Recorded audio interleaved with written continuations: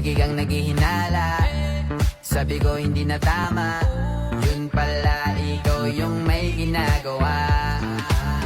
Kala mo hindi ko malalaman, ang sikreto lalabas pagkatagalan.